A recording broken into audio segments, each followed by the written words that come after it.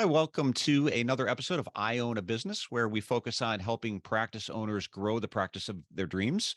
I'm your host, Dr. Steve Vargo, and I have with me Chris Goede, who is one of our keynote speakers for our upcoming IDOT Connection, which runs February 16th through the 19th in Orlando. And Chris is also Vice President of Client Success for the John Maxwell Company. And if you're in a leadership position and you're not familiar with John Maxwell, you probably should be. Yeah. At the Connection, Chris will lecture on the foundational principles from John Maxwell's bestseller, The 5 Levels of Leadership. So hello, Chris. Steve, it is good to be with you. Thanks for having me. And I'm looking forward to not only just today connecting on this podcast, but then being with everybody. I think we talked a little bit about, I think my date is the 18th. So I'm looking forward to spending a day or two down there with those that will be in the room. So looking forward to it. Yeah, it's going to be great. And this is a very important topic that a Yeah. lot of, as we were talking before we hit record here, a lot of practice owners, it's really any small business owner can struggle with that topic of leadership. And I think what happens is a lot of leaders get stuck at a certain level, is which is what we're going to talk about, these 5 different levels. So what I'd like you to do is take us through these 5 levels so people can understand what these levels are, but also how they could move on to the next level if they want to develop their leadership. Before we break those down, I wanted to ask you a simple question. Yeah. What does leadership mean to you? Well, I've grown up in the John Maxwell School of Leadership. I give you a little background. I have been with John on and off for about 24 years. And so I have consumed through osmosis, through studying, through just being with him, being around him, and being in meetings, his definition of leadership. And here at Maxwell, leadership is John's definition, and that is influence. And so it's funny because you talked a little bit about, hey, it's so important for us that are leading practices, that are leading people, that for that matter, maybe even serving the community, which would a lot of practices would be, is really talking about what is your influence. And you don't have to have a title. You don't have to have a tenure. You don't have to be in business for so many years. It is really, truly about influence. And one of the things that we have people that have to really get over as they learn more about it is that everyone has influence. And if that's true, which we believe it is, then everyone has leadership, not only capability, but responsibilities. And so that's our definition of it. I'll talk a little bit more as we kind of unpack this and you kind of lead us through this conversation. But I do want to address one other thing you said. It is amazing to me. We work with organizations around the world, all different sizes, all different industries, where there are people, and this goes for our organization. I believe I work for the #1 leadership expert in the world here at Maxwell Leadership. And because we have people, we have issues. And maybe some of those that are listening right now going, man, amen. It's not just me, right? And so we have to really, truly understand how to lead people. Everyone deserves to be led well. And what's fascinating is you and I were talking to where maybe you are a doctor and you're like, you know what? I haven't done enough to prepare myself to lead. I'm great at my skill set. Well, it's not just you. One of the things I see around the world with all the people that we have the privilege of working with is the percentage is so high of people that get promoted into leadership management positions and have never been developed to do that, have never prepared themselves. So hopefully what we talk a little bit about today and then further again on the 18th, we'll just give you a little bit of a glimpse of some things you can work on as you think about the fact that everyone deserves to be led well. How do we go about doing that? Yeah. And I think influence, like you said, that is the key word. And I think you'll see as people listening to this, how influence increases as we go through these 5 levels. And it's Yes. interesting because I see that a lot. You mentioned how many people are promoted into leadership roles that have no real training or experience in that area. And I think you've seen it too. It's possible to promote somebody right into incompetence, right? If they're not. That's good. I love that. Yeah. Yeah. So Because real quick, what happens is, to your point, what do? We look for the best individual contributor we have on our team, or maybe to your point, just a warm body. And we go, we need you to lead this. Or, man, you're killing it as an individual contributor. Now I want you to lead this group of people. And I love your statement. It's so true. We probably set them up for failure to some extent because we're promoting them to incompetence that does not serve them or the practice well. Yeah. Unfortunately, tenure becomes a lot of times the driver for promoting somebody into a leadership position, just because they've been at that position for 100% X agree. number of years. But again, that doesn't, what they're doing now very likely requires a different skill set than, as you'll see, what they would need to bring to the table in terms of leadership. So with that said, let's jump into these 5 levels. We'll start with level 1, which is the position level. And it's people at this level follow you because they have to. You have the title, you have the authority. And as I heard John Maxwell say, it's a great place to start, but it's a terrible place to finish. And I worry with a lot of leaders that I've spoke to that a lot of them get stuck right here, where what you end up with, right, is people will do just enough to not get fired. But that to me doesn't sound like very good leadership. So please expand. No, yeah, not at all. And what I love about what you said a little bit earlier is the fact that, hey, we need to help equip people to understand what leadership is. And as our listeners are kind of listening to this podcast, what I want you to keep in mind as Steve and I go through this, these are really levels of influence. As Steve and I were talking about just a minute ago, maybe remove the word leadership if it's causing a block for you, but this is really about levels of influence. And as we begin at level 1, there is something I want to set as a foundation, and that is this. Level 1, and when we get to level 5, you'll understand this. Those 2 levels are given to you. All of the work as leaders and people to increase our influence will be done at levels 2, 3, and 4. And we'll unpack that in just a minute. But if level 1 is given to you, man, what an opportunity, right? An organization thought enough to give you a job. Maybe they thought enough to give you a promotion. And now you're in this manager, this leadership role, and people are following you for one reason, to your point, Steve, because they have to, because it says Steve on your name tag and it says office manager. It says whatever it says right there. And now people go, well, I need to follow Steve because if I don't, I might not have a job and I need this job. And so while it's a great place to start, to what John said, we don't want to stay there. Now, the good news about there's a lot of best behaviors at level 1. One of them is, man, this is opportunities for you to mold and shape your leadership, mold and shape the position that you're in to really impact people and really influence people. There's also a lot of negatives that come with that. And that is what we call maybe a command and control, where you got people that get out of bed in the morning and they're like, oh man, if I have to, one more day, if I got to be under Chris's leadership, it is going to drain me. But they stay for the paycheck. They stay because they have to, and they're following Chris because they have to, versus at level 2, which we'll go to in just a minute, which is a completely different story. So there are good sides and then opportunities for growth on each level. But at level 1, and what breaks my heart, and I'll throw it back to you, Steve, what breaks my heart is all the work that we do around the world. And this is a true statement. No matter the size of the organization, no matter how many years people have been leading, I would say almost 70% of leaders lead from a level 1 influence. I've certainly, and that's why I mentioned before that I fear a lot of people get stuck there. And, Yeah. you know, a big transition, as you already alluded to, was moving from level 1 to level 2. And even at minimum, if that's all you could do, is moving from that level of people doing something or following you because they have to moving to a position of following you because they want to. A friend of mine who runs he operates a pretty successful business, and he says, I've worked really hard to become a better leader. And one of the things that I strive to be is, he goes, I want to put my employees in a position where they're not going to want to let me down because they're doing it because they want to. But it's, it's reciprocated as well. So can you expand on that? Level 2 is the permission level, where people give you permission to lead them because they want to, not because they have to, where you're most likely going to get more energy out of people, but there's some downsides at this level as well.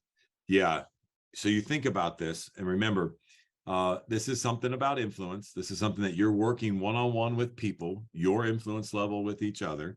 And so while you start at level 1, we'd love to see people quickly move to level 2. And to your point, and a great example of the business leader you're just talking about, you want to add value and you want to lead people. You want to build relationships with people. Let me stop right there for just a second. We use the word relationships under this permission to lead me, and because I want to follow you. It's really about connecting with them. You don't need to necessarily build a a buddy relationship. We're not talking about being best friends. We're not talking about going out to dinner.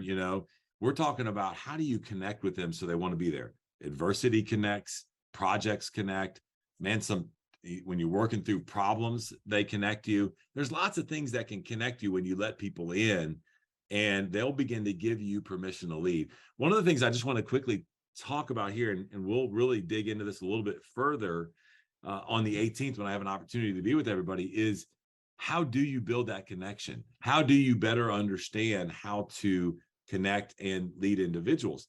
And I think with this right here is a great phrase that I like. I think all leaders would love to have what I call discretionary effort from their team members. What does that mean? That means that when they're not with you, when they're not working, they're thinking about your business. They're thinking about your people. They're thinking, how do I set up better systems and processes? And what does the culture feel like? I call that discretionary effort, to where it is above and beyond when it comes to what they would normally do in their day job. Yeah, and I'll point out as well, hopefully anyone listening to this is starting to see the maybe broader side of the question, how do I motivate people? Because a lot of times that conversation becomes about money. Like, do I give them a bonus? What kind of incentive? And money can be an incentive, but it's also oftentimes can be disappointing in terms of motivating people to perform at a higher level. So again, as we continue to go through this, seeing that what leadership principles could be put in place beyond money, beyond just trying to throw money at the problem. So with that, let's jump into level 3, which is the production level. Yeah. People follow you because of what you've done. And perhaps this is the point you could look at your team and say, been there, done that you have credibility because you've gotten the results that you're asking others to achieve as well.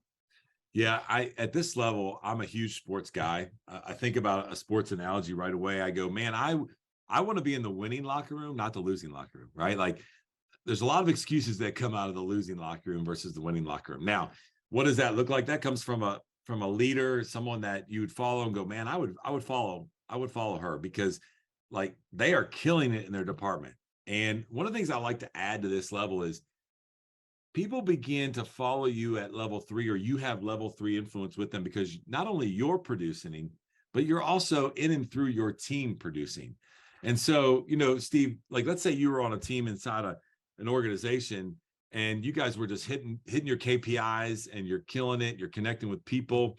And no matter what your KPIs are, our team would be like, man, I want to follow Steve because, man, he's done it before. He's doing it. His team has a lot of momentum. Momentum's a great word to talk about as leaders. How do we create small wins to get momentum?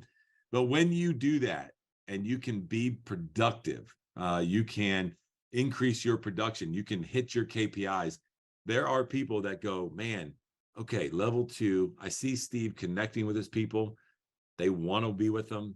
Now they're over there killing it. They're winning together. Man, I want to be a part of what that leader is a part of. And so you think about this, it's something that all of us look for when we're on teams and when we're in organizations. And so think about this level 3 influences when you're producing for the organization. People will be aware, they will notice, and it will increase your influence inside that organization.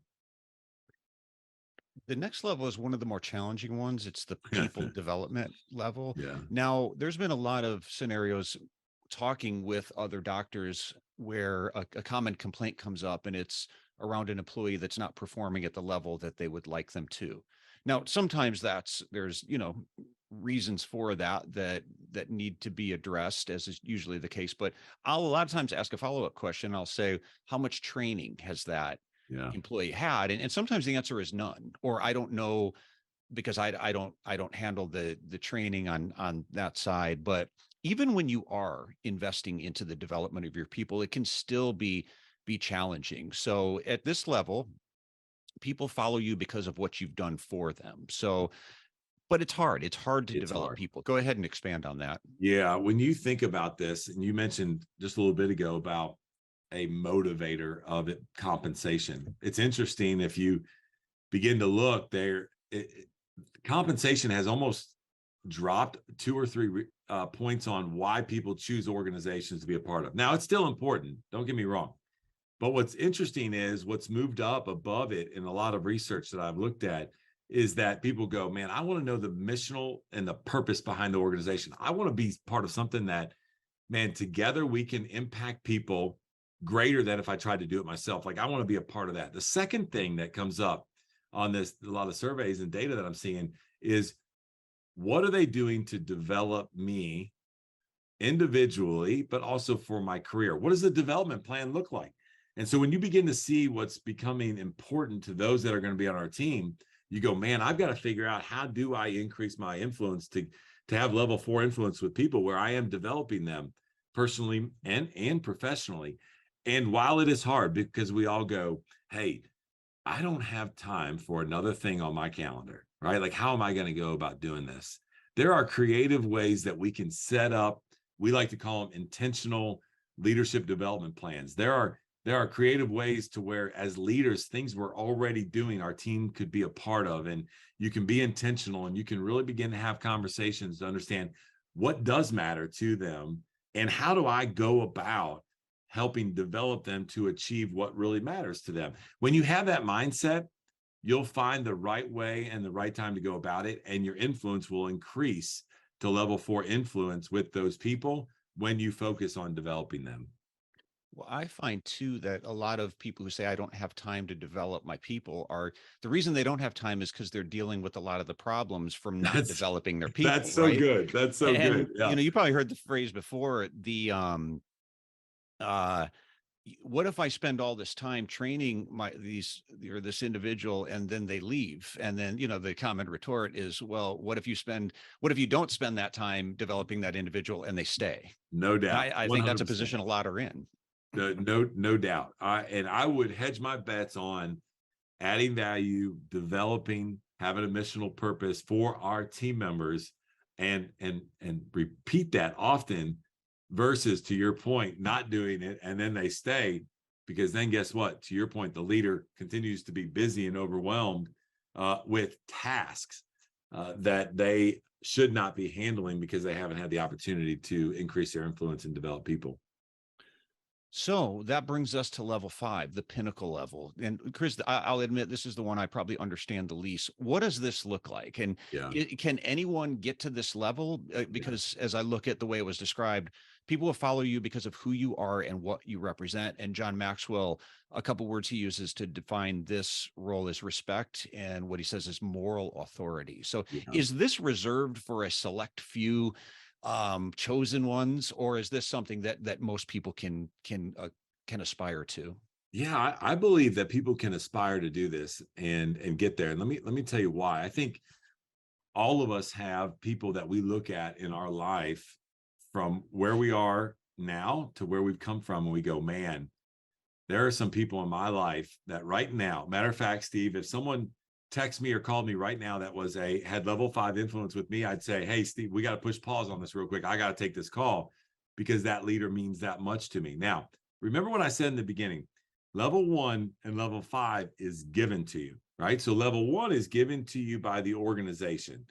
Level 5 is given to you by the people that you have led over time, and you've done it so well that they look at you and that moral authority comes in. They give you the ultimate respect as a leader.